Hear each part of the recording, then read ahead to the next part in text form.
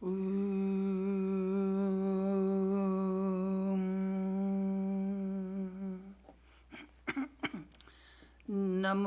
Namo Buddha Divakaraya.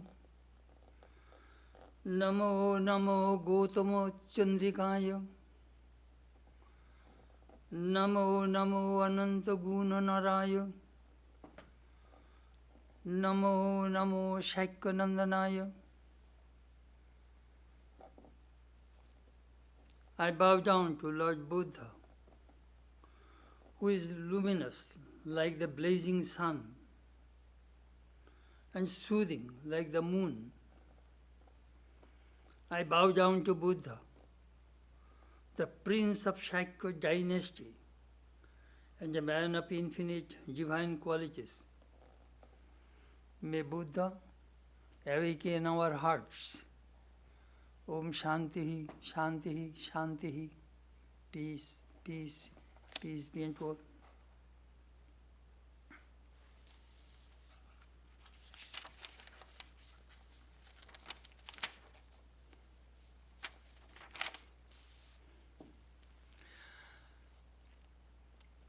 This morning our subject is Buddha and his teachings, part 25, which is a series of lectures on Dhammapada, the teachings of Buddha. At first I shall tell you a little biographical sketch of Lord Buddha.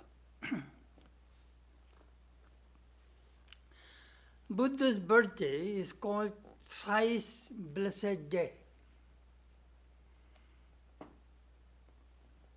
The day he was born, that is Vaishakhi Purnima, which fell last Friday. The same day he attained illumination, and on the same day he died.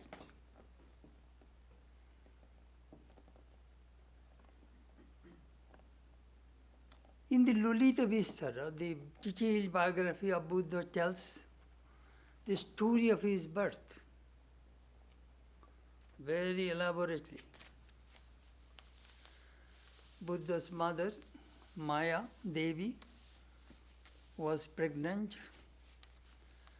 and she wanted to go to a little visit in a garden called Lumbini. So Buddha's father, King Shuddhodhan, arranged the entourage and the carriage and chariot, and many people went with the queen. While walking in that garden, she felt that labor pain. Holding a branch of a Ashwatha tree, she gave birth to the Buddha, looking upward. This morning I was amazed that the Buddha was born under a tree, Ashwatha tree. He attained illumination under Bo tree. It is in Bodh Gaya. I remember I went there in 1982. It was the third generation of the tree. The original tree was destroyed by the English people, but the branch was taken to Anuradhapuram in Sri Lanka, and the branch was brought back and planted there. That is the third generation. He attained Nirvana, Bodhi, under the Bo tree. And he died also under a tree in the Shal bone in Kushinagar, Shal tree. Amazing. The person who was born, attained illumination, died on the same day. He was born under a tree, attained illumination under a tree, and died under a tree. Very interesting. He was born on 623 BC and died 544 BC at the age of 80. Story goes, Buddha's mother, Maya Devi, died within 7 days after his birth.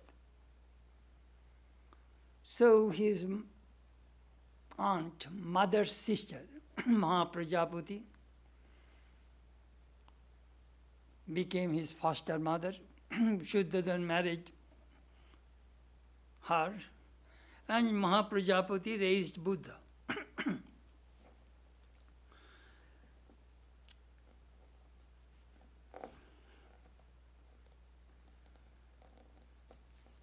Lolita Vistara gave so vivid description.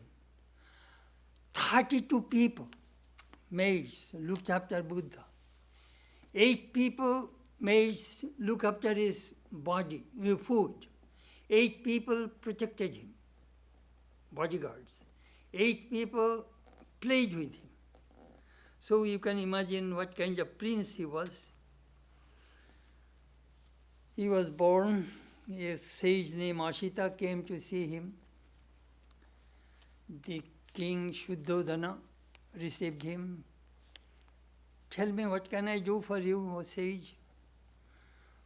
O king, I have come to see your son. My son is sleeping now. Oh, no, he never sleeps.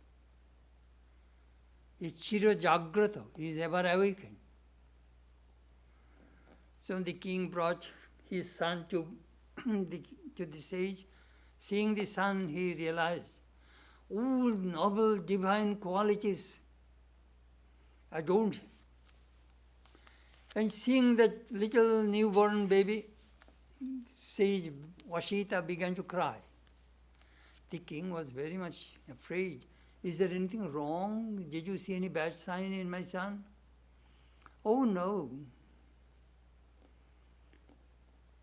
Your son's message will spread in heaven and earth. I see all noble divine qualities in him, but I am crying because I am old. I shall not be able to see his divine play. Very interesting.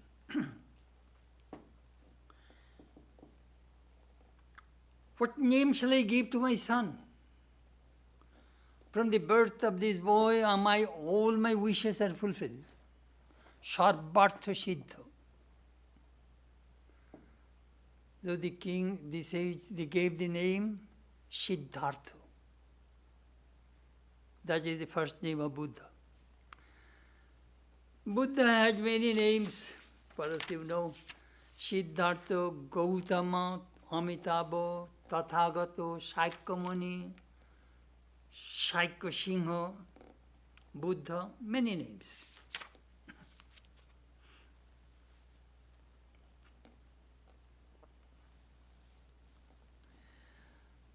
Now we will have to give good education to this prince. The sage Vishwamitra was engaged, and he taught him Chaushatti Lipi, 64 Lipi means, I do not know, Lipi means script. Anga Lipi, Bongo Lipi, Dravid Lipi, then Magad Lipi, various ways, you know, in India many languages are there. So Buddha was highly educated.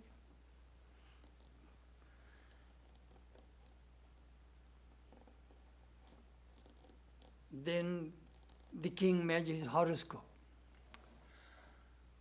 The horoscope predicted either he will be a great, great emperor or he will be a mendicant, a monk,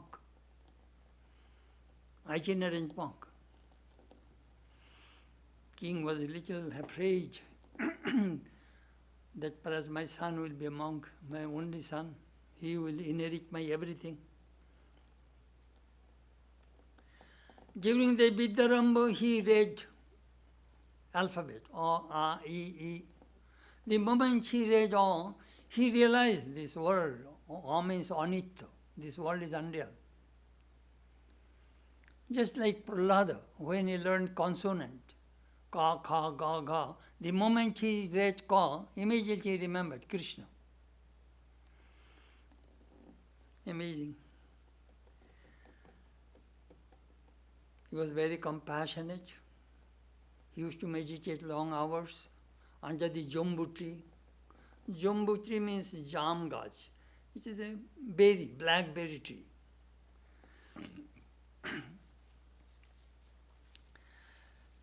So the king and the ministers, they arranged his marriage. You see, so that he will be tired by family life, will not think about monastic life. So he was 16 years old. They arranged his marriage.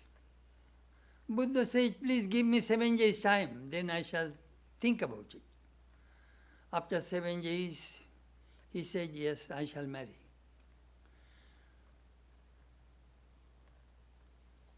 He saw what is marriage life. He saw his whole future. Then he gave his consent. Now, in India, generally the bride, called Swayamvara, the bride selects the husband. Now it is opposite. The husband will select the bride. For their daughters to the king, let the prince marry my daughter. So the date was fixed. Buddha was supposed to choose his own wife. Many girls came one after another. Buddha gave them lavishly presents, various kinds, they call it Ashok Bhanda. They gave various kinds of presents to those girls. Finally came Gopa, daughter of Danjapani. When she came, she looked at Buddha and Buddha looked at her. Immediately Buddha knew, this is the girl I shall marry. And amazing, both are born on the same day.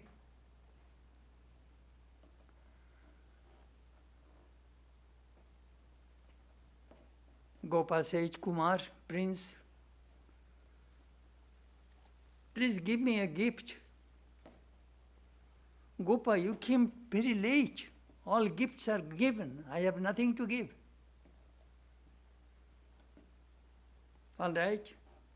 Take my ring, this expensive ring he gave to Gopa.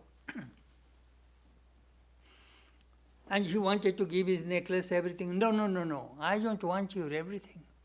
You are a prince. Other jewelry should be on you. Only give me the ring.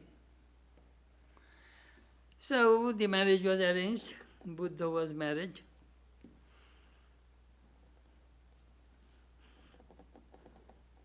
At the age of 16. Next 10 years, they had a wonderful marriage life. And when they were 26, Rahul was born. The son was born after 10 years of marriage. Then Buddha was thinking about experience. Again, he was completely indifferent about everything. The king was thinking, my goodness, he may go away. So the king built 3 palaces. One palace for the winter, as you know, Kapilavastu, which is the foothill of the Himalayas, which is a cold place. One palace for winter, one palace for summer, and one regular palace. 3 palaces. And all beautiful girls, singers, musicians, all these things are engaged to entertain him, so that he may not think about going away. Buddha was watching everything about this luxury of life. One day he told his charioteer, Chandak, let us go for an outing. Make my chariot ready. He went. He found on the street an old man walking through the street. But who is this? Oh, he's an old man. My goodness, old? Well, yes. Everybody becomes old in the course of time. Buddha got a lesson. Another day he went and found a man was shivering and walking through the street. But who is he? Well, he is suffering from disease. Don't you know? Everybody sometimes or other gets some kind of disease. He got second lesson. Another day he went out and found some people were carrying a dead body. What is that? Oh, that man is dead. They are going to cremate that body. Don't you know? Everybody dies in the course of time. He got third lesson. Another day he found a Manjikan walking through the street. Well, who is he? Well, he is a monk, a Manjikan. He renounced the world and walking through the street. These 4 visits and the 4 lessons worked on his mind. He told his father that I must renounce. I must stop death, disease, suffering of humanity. The king believed. I shall still, the king was crying, then Buddha told his father, if you can tell me that these things will not happen to my life, then I shall stay. Now those things are inevitable. I cannot just stop disease, death, and suffering.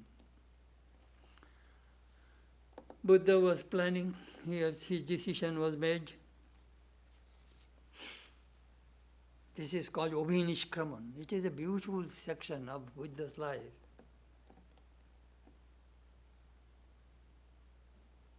The great departure.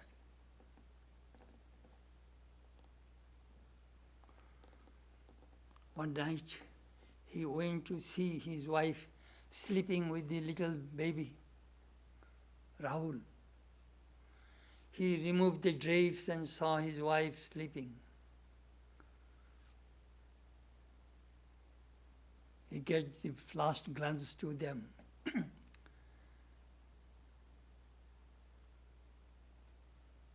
Then he asked Chandaka, let us go. The carriage was ready outside. It is said, Yaksha put the hands below the feet of those horses, so that the horse, when the horse walks over through the street, it will not make any noise. Buddha left Obhinishkrama, left the city. When he crossed the border of the kingdom, he asked Chandaka to go back. Chandaka told Buddha, why are you leaving? You are the only son, you will be the prince, you will be the king, you have a beautiful wife, you have a beautiful, wonderful son, plenty of wealth, luxury, everything you have. Why are you leaving? Buddha explained, for this reason, I want to make them free from disease, death, and suffering. I want to bring them nirvana so that they will never suffer. I want to free humanity from the suffering. I must leave. But these things are certain. Your wife will be without husband, your son will be without father, your son will be without son. These things are sure and certain, and you are going for uncertain nirvana, whether you will attain or not, nobody knows. That is true, but I must try. Buddha was a very bold person. He left. The record says the place he left, he gave all his royal jewelry and garment to Chandaka, return all these things to my father. The place he left, that place, there is a chaitya, there is a monastery. Then he cut his hair, took a kashaya vastra, some kind of ochre cloth he got from a I think a shikari, but he was a bad hunter. Then Buddha went on and on, walking.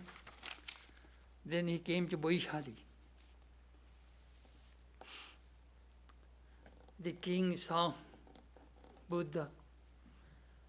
walking with a begging bowl. You are a prince. Why don't you stay in my kingdom? I shall look after you. Buddha says, no, this luxury is not for me. I want to attain Nibbana. He left. First he went to Arar Kalam and Shabak. There are 300 disciples. They are Brahmins teaching Vedanta.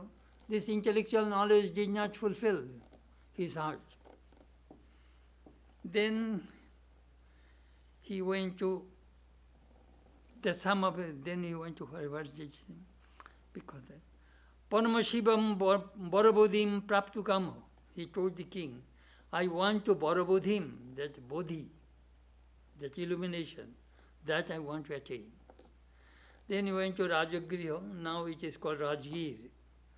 He met Rudrak, a very scholarly Brahmin, and he got some Vedantic teachings from him. Then 5 of his disciples joined Buddha, and all came to Gaya, name of a village called Urbil, on the bank of the river Noiranjana.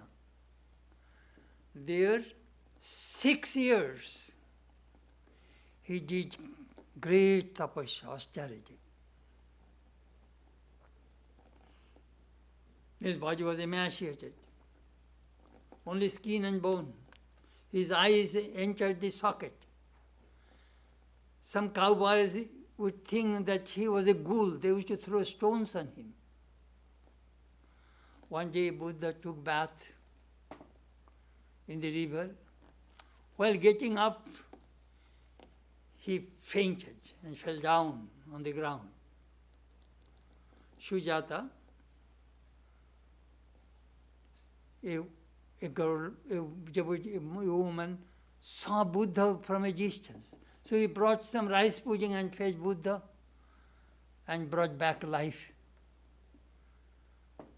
Buddha was thinking. No, it did not work. Mortification, torturing the body, does not bring illumination.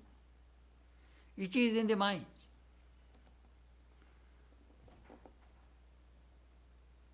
He followed the Madhyam Pantha, middle path. Buddha described very nicely. Don't go to the extreme. Follow the middle path. He gave the illustration. Here is a veena. If the string is too tight, you will not get the right sound. If it is too loose, you will not get the right sound. You will have to tune it. Those who play sitar or tanpura or guitar, they know how to tune that string. So Buddha says it should be middle path, not both extremes. It will not bring the right sound. So he followed the Madhyam Pantha, yet practicing austerity, Nibbana.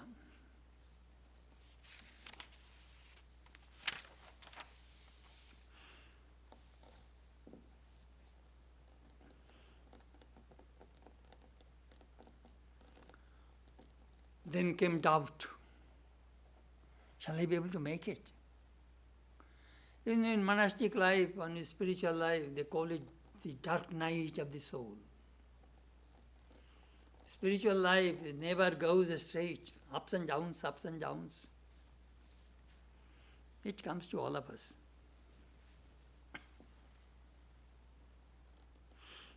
Shall I be able to make it? Then he determined, this is a beautiful verse from Lolita Bistara. Barang pranharodhik digramyam nocha jivitam sangrame maranam shreyo nocha jivit parajitaham. It is better to die than to lead a vegetating life. It is better to die in the battlefield than to lead the life of a defeat. That's a beautiful verse.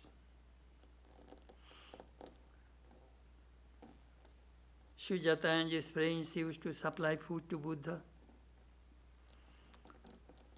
Then Buddha went to that Bo tree, Bodhivrikha. Beautiful tree. Just behind the Buddhist the temple. I remember the abbot was our friend. I think his name was Jagat Jyoti. He invited me for lunch and took me in the inner sanctuary of the Buddhist temple and showed me all around. He was my guide. He was the abbot of Bodh Gaya. Very nice sadhu, good sadhu.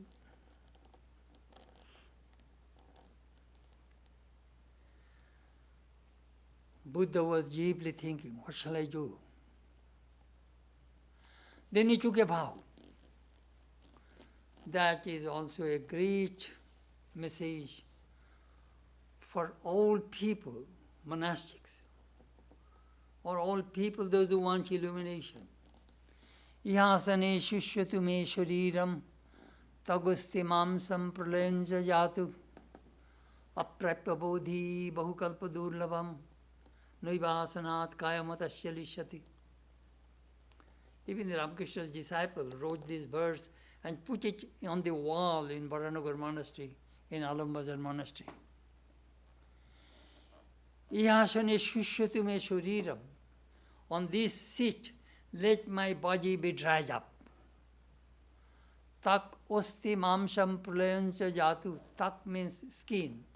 Osti means bone. Mangsha means flesh. Let my skin, bone, flesh fall apart, be destroyed on this seat. Aprapya bodhi bahukalpa durlabam. Without attaining this bodhi, nirvana, I shall not move from this seat. Taking this vow, Buddha sat. And then one morning he got illumination.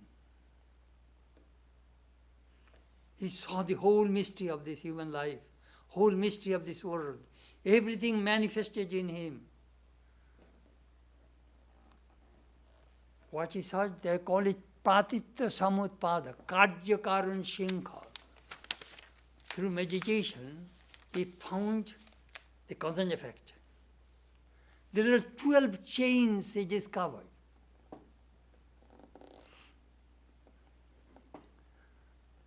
First, avidya, ignorance. From ignorance comes action, good and bad. From action comes consciousness. From consciousness comes name and form, the sense world, sense objects. From name and form comes sharayatan, the sense organs. Then comes sparsha, touch.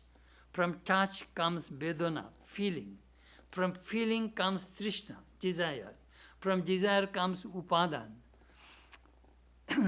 jivaner upadan, jivaner puti akarshan, upadan, attraction for life. Then comes bhava. Bhava means birth.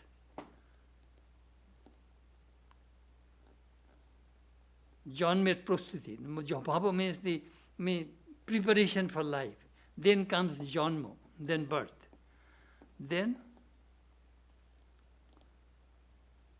mrityu. This is the way he saw the chains of birth and death, the whole life.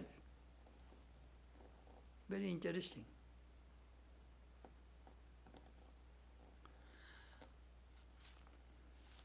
He discovered 4 Aryan truths. First, there is misery. Correct? Yes. There must be a cause of misery. Second. Third, there is a remedy of misery. Fourth, and these are the remedies. Dukkham, dukkham, kshanikam, kshanikam, salakshanam, salaksham, shunyam, shunyam. That is Buddha's philosophy. Sabbam, dukkham, dukkham. Everything in this world is connected with misery. Momentary. Salakshanam, salakshanam. Kshanikam, kshanikam. Very momentary. And then it goes into void.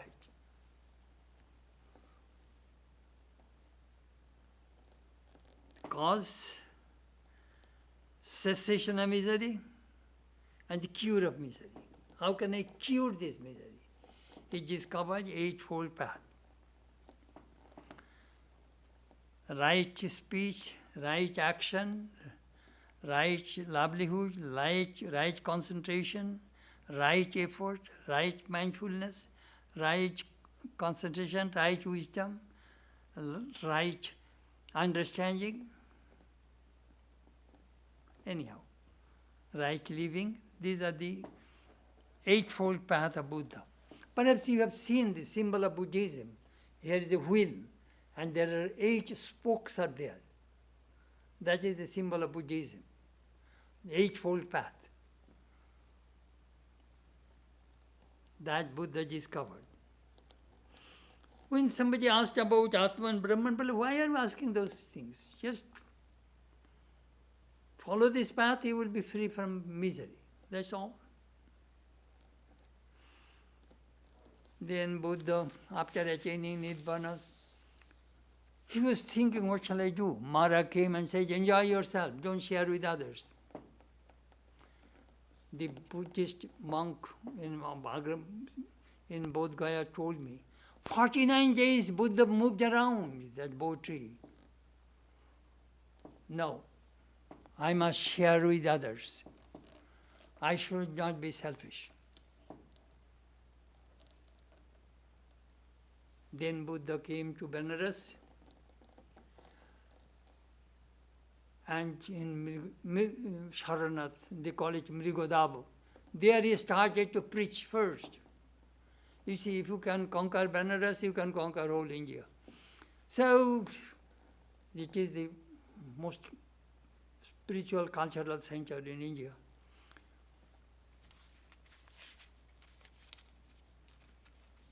Dharma chakram pravartishe. The society is stagnant. I shall bring this wheel of dharma. I shall bring motion, speed, so that the society can get rid of this inertia, lethargy, can move toward true religion. So Buddha started to preach.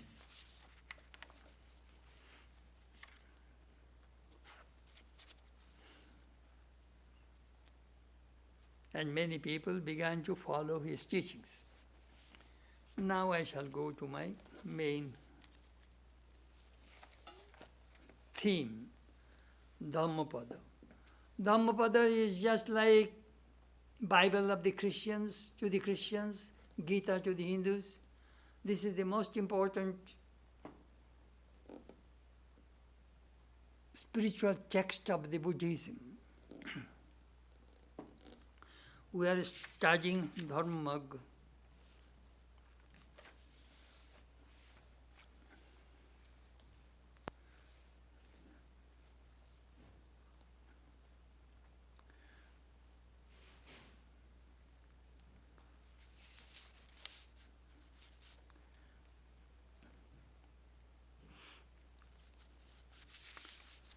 Before his teaching, Buddha told you there is a story behind each teaching of Buddha. First I shall tell you the story behind the teaching. It was chapter 10, name of the chapter is Punishment, and verse number 133-34. There was a mendicant named Kondodhana. Wherever he used to go, there he used to see a woman figure, a shadow would follow this mendicant. But he could not see. But other monks would see. And they spread a scandal against him, that he was involved with women, with a woman, he is living with that woman. So these monks went to Buddha and complained against him. Buddha told them that whatever you saw, it was a shadow. It was not a real woman. This Minjikan in previous life did something wrong. So, this life he is getting some kind of scandal against him as a punishment. So don't worry about him. And don't gossip and don't say harsh word to this monk. Then this is the translation. Do not say any harsh words to anybody. If you say harsh words, that other person will return the same harsh words to you. Piercing, heart-piercing words are very painful. It becomes a boomerang. If you use harsh words to others, that will come back to you. If a broken vessel, if you hit, it does not make any noise.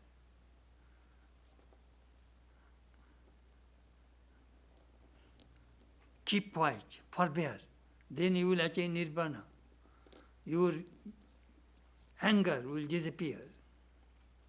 It is a beautiful verse.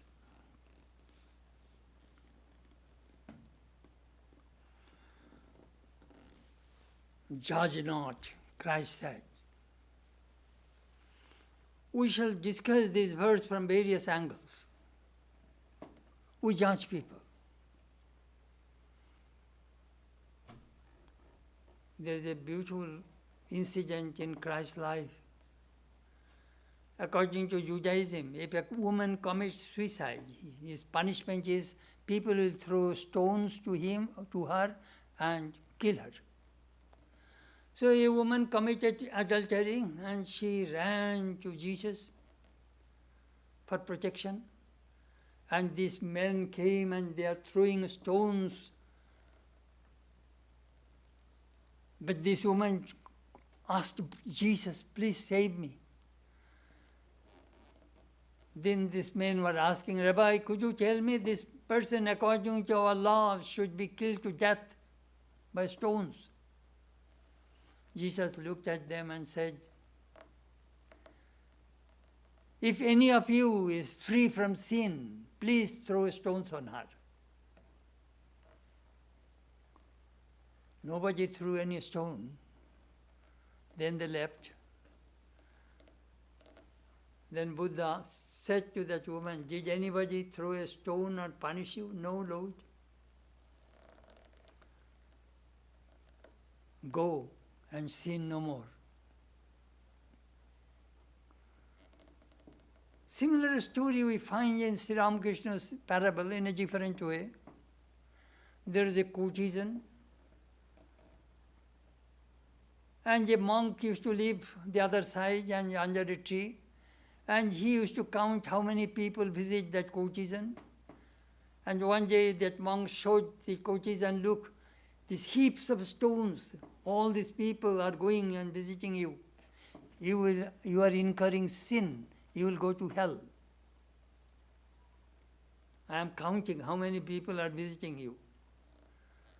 That courtesan cried to the Lord.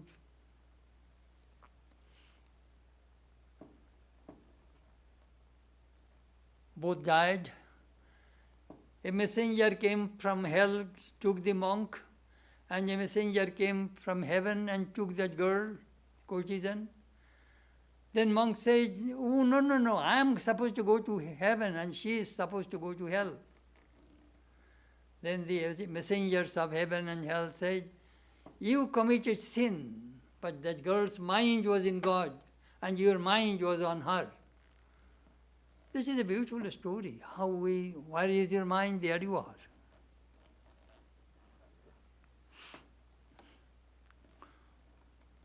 Rude words. Sometimes we speak very harsh words, heart-piercing words, marmobhedi purush bhakko. Some people speak as if your heart will be cut asunder. It is not right. Holy Mother never spoke a harsh words to anybody. Sometimes this verbal abuse hurts people.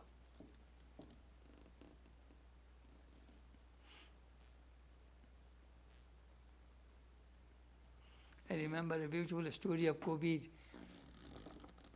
There was a person who was very critical about Kabir, the great mystic, medieval.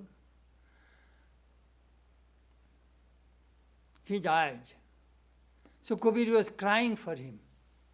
So Kabir's disciples are telling, Master, that man was your enemy. He criticized you and tell everything against you. Kabir said, you don't know, he is my true friend.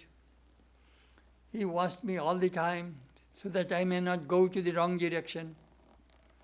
I shall miss him.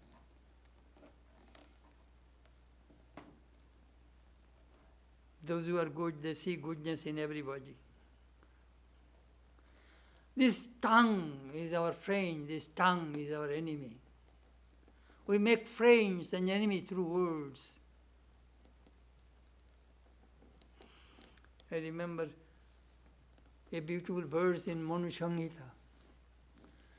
Sukham mi abamatasyete, sukham sa pratibuddhate, sukham charati loke abamanta vinashyati. Abamato. The person who is humiliated, if you can forbear the humiliation, you will go to bed happily. You will get up from bed happily. You will move in this world happily. Abamanta vinashyati. And the humiliator will perish. He is telling that, there is a saying in our language, Boba Shotru nahi. A dumb person doesn't have any enemy.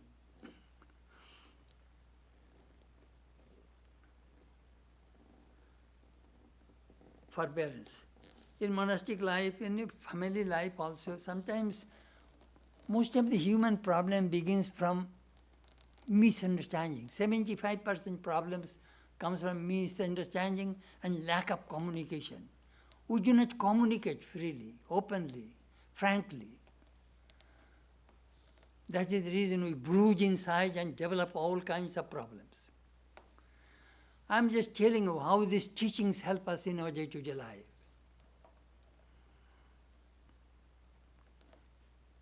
Once, Swami in Belur Math, Swami Brahmananda asked one monk that could you tell Virajananda who was going to Calcutta to bring some documents from such and such person? That monk forgot it. Swami Virajananda came in the evening. Brahmananda asked him, did you bring the document? No, Maharaj. So Brahmananda scolded him right and left. He just endured everything. Then Swami Brahmananda was thinking, I scolded him and he did not say a single word. Then he doubted. Then he called that monk whom he said to give the message to Virajananda. And that monk said, Maharaj, I forgot. Brahmananda was so embarrassed. He went to Virajananda's room and said, I scolded you. Why did you not tell me that you were not informed? That is the reason you did not bring the document. Maharaj, your scolding will go to somebody. I took it and saved the other monks. Brahmananda embraced him and said, you are a true monk.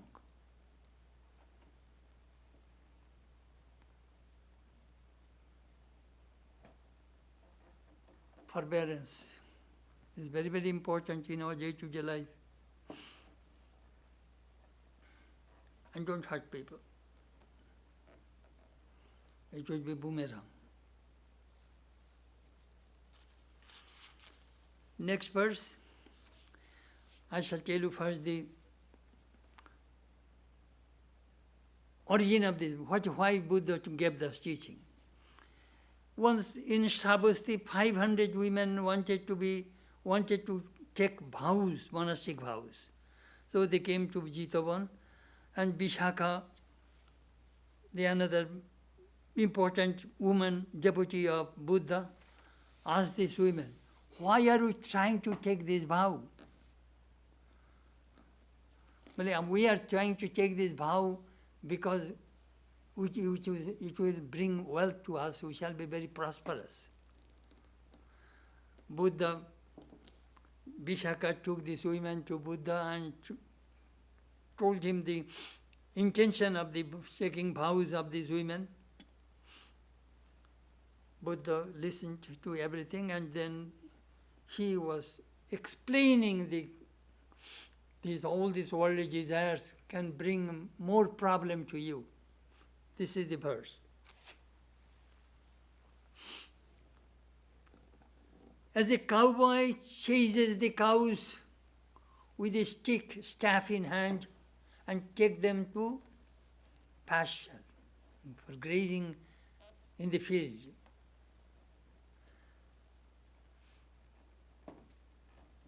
Similarly, old age, disease, and death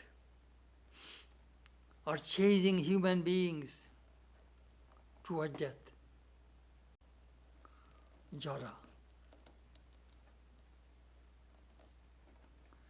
Very important, very interesting. It is an imagery. We saw the cowboys, how they beat the cows and take them to the pasture for grazing. Similarly, Jara, old age, is chasing us, is beating us and taking us towards death. Those are all desires, worldly desires.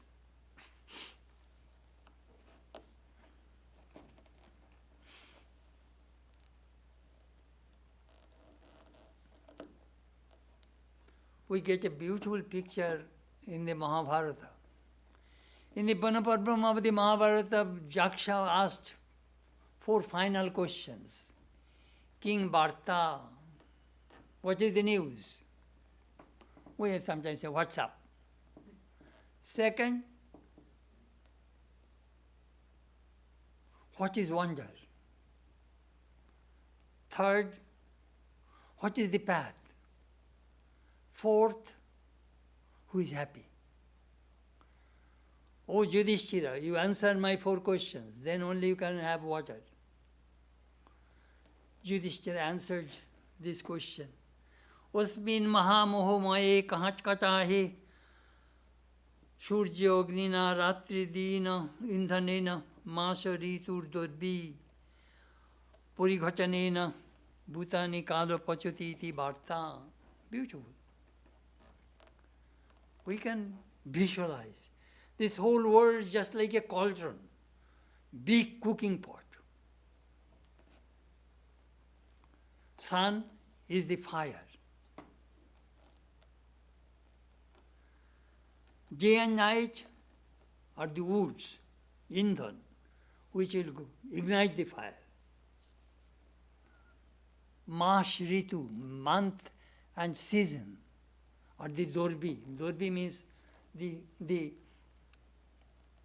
ladle, spoon which we use to cook, big spoon, dorbi.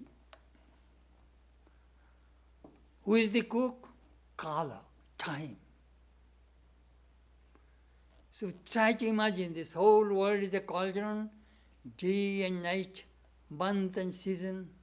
They are rotating in the sun, moon, and the Kala is cooking all these human beings. This is the sun, this is the Bharta, this is the news. Now, Corona is cooking us.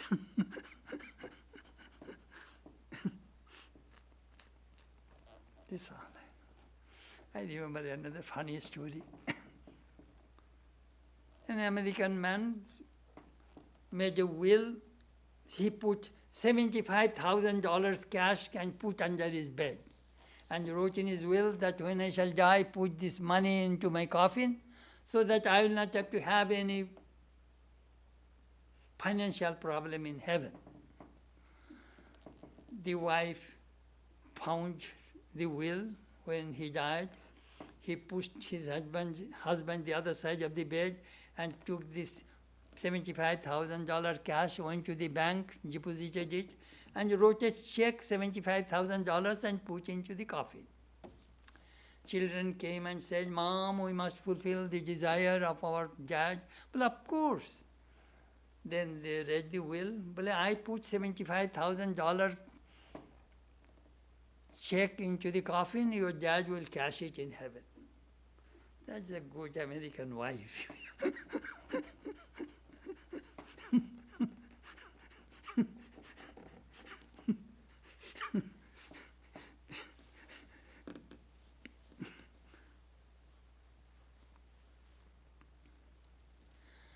Mrityu. Next story, next verse.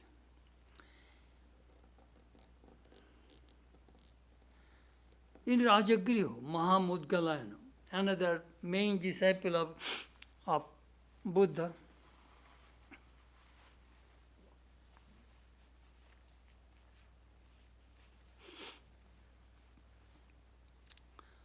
saw a spirit like a big python. And this whole python's, his mouth, his whole body was coming fire from its body.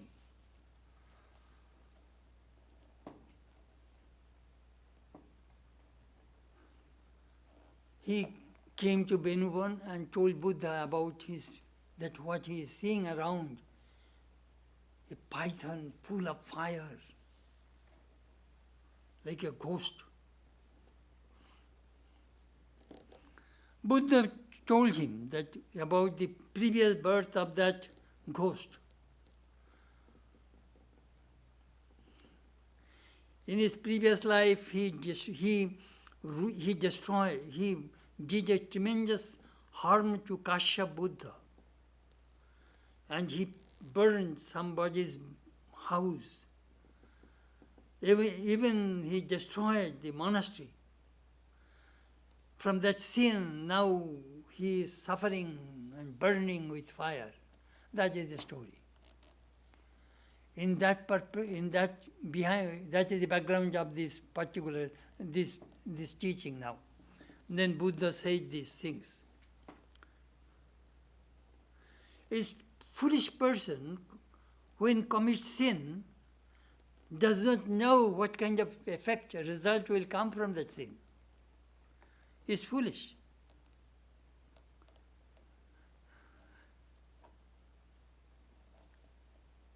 He suffers from his own karma. That ghost is suffering from his own karma.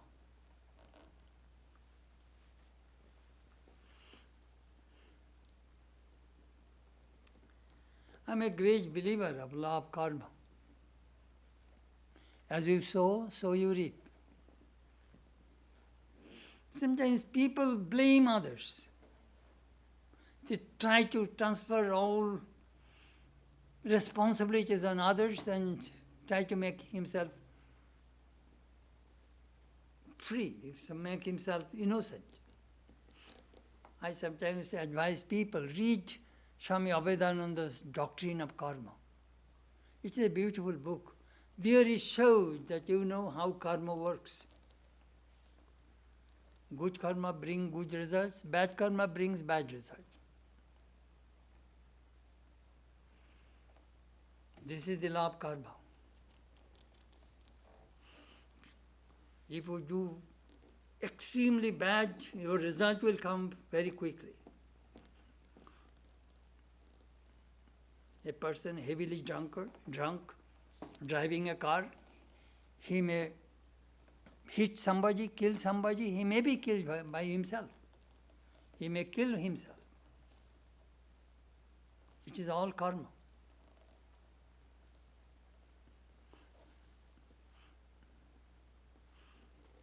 Somebody greed, eating too sweet, you will get diabetes. Karma. Vedanta scriptures mention three kinds of karma: sanchita karma, kriyamana karma, prarabdha karma. These three kinds of karma are connected with three arrows. It is a quiver at your back, and you threw the arrow. The arrow you have thrown, you have no control over it. It is gone. It will never come back. That means that is prarabdha. And that karma will bring the result and you will have to bear it. So the present life is the prarabdha of the past life that we are going through. Kriyaman means the arrow which you are about to shoot, about to throw, you have control over that one. You may throw, you may not throw. And Sanchita is in the back, the previous karma. You have not used it.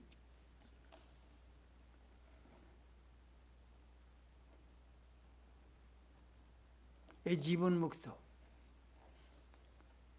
has full control over these two karmas. When he is illumined, this Kriyaman and Sanchita will be burnt into ashes. It will not bear any result. Krishna says in the Gita, Gyanagni dagdha karmani bhasmashat kurute Arjuna. Arjuna, a Gyanagni, this fire of knowledge will burn all the karma. But prarabdha, it is over. Sometimes we find some illumined souls suffer from disease or some other things. It is all the past karma. He is finishing this life. All karma will be finished by this life. So it goes over the body. That is the way we explain the life of a Jivan Mukta, living free. Sometimes say, he is such a holy man, why is he suffering? He is finishing his past karma. He will never be born again. That is the reason they say that it is in the Brahma Sutra. If you serve an illumined soul, you will get the result of your good karma. And if you criticize and harm that illumined soul, you will get the result of his bad karma. Because he will not take any karma with him from this life. This is the scriptural point of view. Pap karma. Sahasa vidudhito na kriyam. Do not take action on the spur of the moment. Think thrice before you do anything. And try to see that this karma I am doing or these words I am using, what kind of result will come. The yogis, they can see. Always be careful. Here sometimes, I have suppose all of a sudden I have a heated discussion with you and I became mad. I took my gun and shoot you. I do not realize that I will have to go to jail for all life. Just see. Sometimes anger makes a person blind. That Buddha was talking about. Spoken words, spilled milk, thrown arrow, never come back.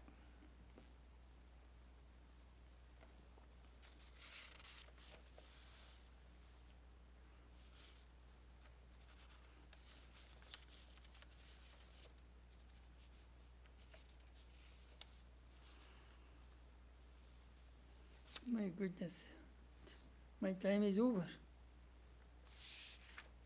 I could only spoke only three verses. Perhaps I talk too much about life. Sati mule tadvibhako jati ayurbhoga. Patanjali says in Yoga Sutra. Our karma, previous karma determines ayu. First jati, where I shall be born. Ayu, longevity, how long I shall live in that particular life. Bhoga, how much happiness and misery I shall encounter in that particular life. Everything is determined by my past karma.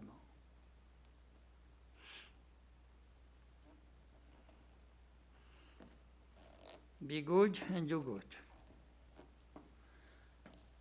Swamiji praised Buddha so highly. He said, Buddha's renunciation is real renunciation. What you renounce? You are poor people. Buddha's beautiful wife, son, kingdom, money, youth, beauty, health, everything he had. And he renounced. Buddha.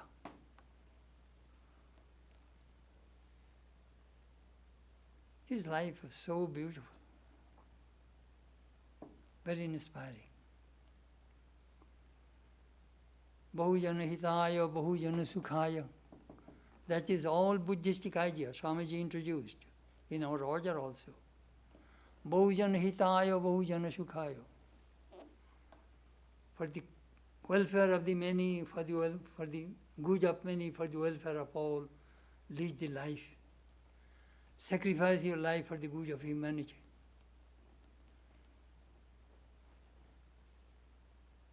Beautiful life. All right, I shall now say my prayer. Buddham sharanam gacchami, dharmam sharanam gacchami, sangham sharanam gacchami. This is Three Sharan mantra of Buddhism. I take refuge in Buddha. I take refuge in his dharma, his teachings. I take refuge in his instructions. You see, in Buddhism, his instructions, guidance, which came from his Buddha's life, manifested through his Sangha, through his order. May Buddha illumine our hearts and guide us to the path of blessedness. Om Shanti, Shanti, Shanti. Peace, peace, peace be unto all.